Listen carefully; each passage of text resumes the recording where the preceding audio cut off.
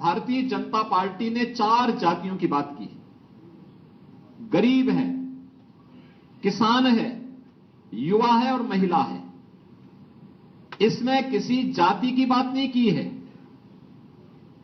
किसी मत और मजहब की बात नहीं की है। जो गरीब है उसको शासन का हिस्सा मिलना चाहिए, युवा है उसकी आजीविका की व्यवस्था होनी चाहिए, महिला है उसके स्वावलंबन के लिए कार्य किए जाने चाहिए, अन्नदाता किसान वह किसी भी जाति मत मजहब वर्ग का है उसको सम्मान मिलना चाहिए।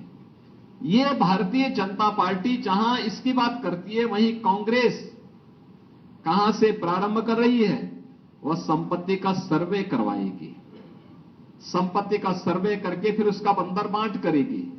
यानी अपनी पुरानी उस प्रवृत्ति में कहां लेके जा रहे हैं कि पहला अधिकार किसका है, और फिर वहीं से उनकी शुरुआत हो रही है।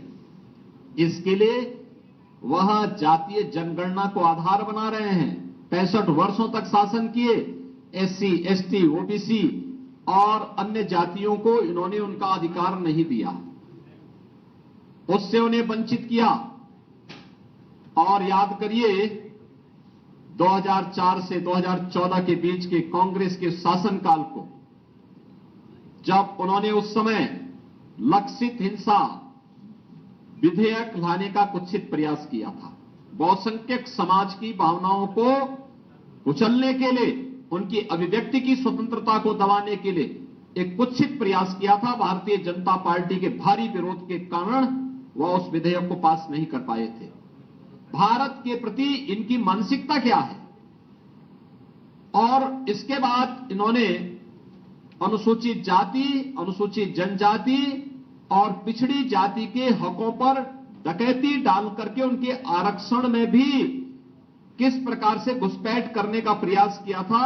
इसके लिए रंगनाथ मिश्रा, जस्टिस रंगनाथ मिश्रा, जो पहले सीजीआई थे, चीफ जस्टिस ऑफ इंडिया थे, बाद में कांग्रेस के सांसद बने, उनकी अध्यक्षता में जो कमेटी बनाई गई, उस कमेटी की सिफारिश कांग्रेस की मंशा के अनुरूप देश के अंदर लागू करने के कुत्सित प्रयास हुए थे, जिसमें एससी, एसटी और ओबीसी के आरक्षण के अधिकार को जबरन कुछ वर्ग विशेष को देने के कुत्सित प्रयास इन्होंने उस समय प्रारंभ किए थे।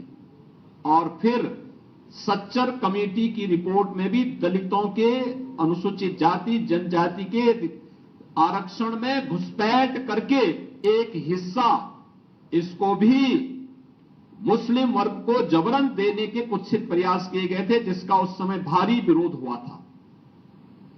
यानी कांग्रेस की मंशा क्या है?